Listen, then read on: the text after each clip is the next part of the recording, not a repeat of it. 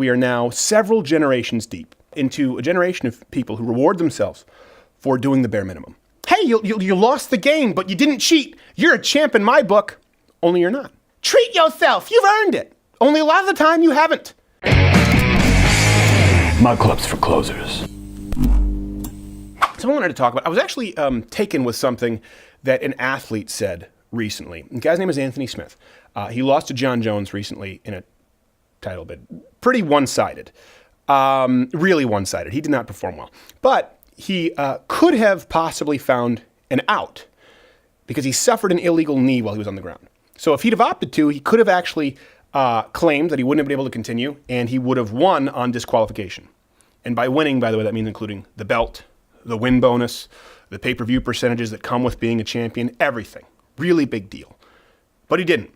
And when he was asked why, he said, I have the quote right here, he said, "That's the part that pisses me off. This world is so crazy. I don't need a pat on the back for doing the right thing. It's like when you see people saying, oh my God, look at how good of a dad he is. You're supposed to be involved in your children's life. You're supposed to take care of your kids. You're supposed to love your wife." And oh my God, is that a rarity today? To not only do the right thing, but to do it without demanding that everyone recognize you do the right thing. And I know it's become a tired cliche. I want to talk about it, but I want to talk about more than just bitching about participation trophies here. I know that's been done on a bunch of the conservative, participation trophy. No, that's not what we're talking about. It's a little bit what we're talking about. The fact does remain that we are now several generations deep into a generation of people who reward themselves for doing the bare minimum. The bar is set so low that passable is lauded with praise. Hey, you lost the game, but you didn't cheat. You're a champ in my book, only you're not. Hey, you could have had an affair, but you chose not to. That makes you A-okay. No, it means you've passed the bare minimum requirements as per your contractual marriage agreement as a husband. Wow, you got the kids ready for school and prepared them lunch and you picked them up. You're like super mom. No, you're just a mom. Treat yourself. You've earned it. Only a lot of the time you haven't. And I'm not saying, by the way, that you shouldn't enjoy life, that you shouldn't celebrate the small victories. What I'm talking about here, and I've noticed particularly with my generation, that's largely what I'm speaking to, maybe those below it, is the low expectations that we set on ourselves. It's one thing for society to do it, to namely sell books and T-shirts and people to make the interview rounds, wanting to make everyone feel good about themselves. But you know why it doesn't work? You know why we still have staggeringly high rates of depression, of low self-esteem, anxiety, depending who you ask, it's worse than ever? Because you can't lie to yourself. And I've talked about this in a previous closing segment. The most toxic lies that we tell in our lifetimes are the ones that we tell ourselves. You can try and do it for a while, but you can't do it every day and feel good about yourself. And there are some exceptions to this rule, by the way, that I'm talking about today. There are some people who set expectations way too high on themselves, and I know some people like that. As an employee, I've had to learn how to manage people. This message isn't for you. But the vast majority of people, the rule rather than the exception, most of you today have severely, chronically low expectations of yourselves, criminally so.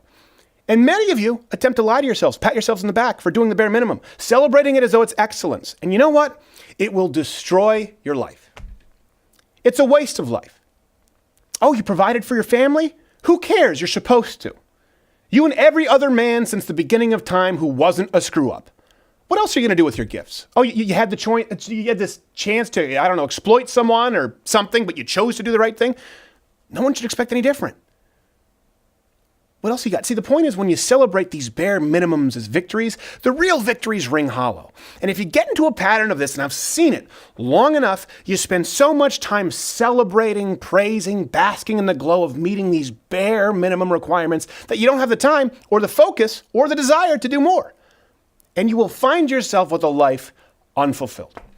And even that can become an even more corrosive pattern, because when you come to the realization that you've never fulfilled your potential, you become resentful.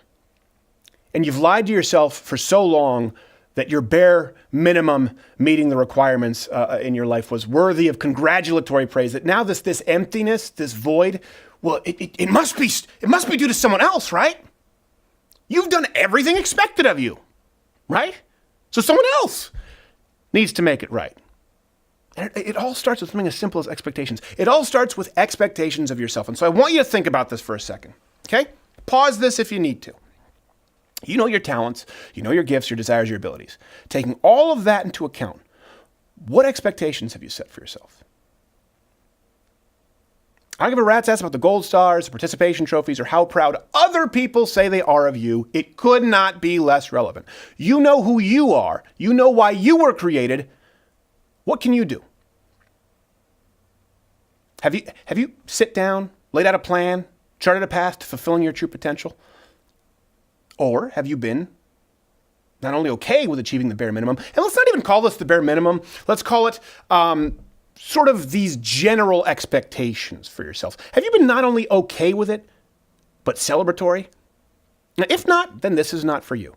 But if in your quiet time, alone with your thoughts, you come to terms with, as many of us do, myself at many moments included, that you have not fulfilled your potential, it sounds silly. A lot of the time, it comes down to something as simple as the low expectations you've set for yourself. The world wants to tell you that you're perfect the way you are. You're not. The world wants to give you a gold sticker for the bare minimum. And guess what? The world is largely filled with mediocre people and mediocre results. And by the way, that applies to personal happiness and fulfillment. You do it the world's way, you get the results of the rest of the world. Don't let the claws of low expectations get a hold of you. Set a plan, list your gratitudes, be grateful, list your gifts, chart a course, set expectations of yourself, and meet them every day, every single day. Let me know how it works out for you. Hey there, if you like this video, this is the part where I would usually tell you to subscribe, but I can't do it anymore. I'm going to tell you to subscribe, and then YouTube is going to decide that we can't reach you even though you subscribe to this channel, and then I'll say hit the notification bell, and then the notification bell won't even be there anymore. I don't know what to say. More than likely, you'll find my face in a milk carton. But do what you can to stop it. It probably won't do much.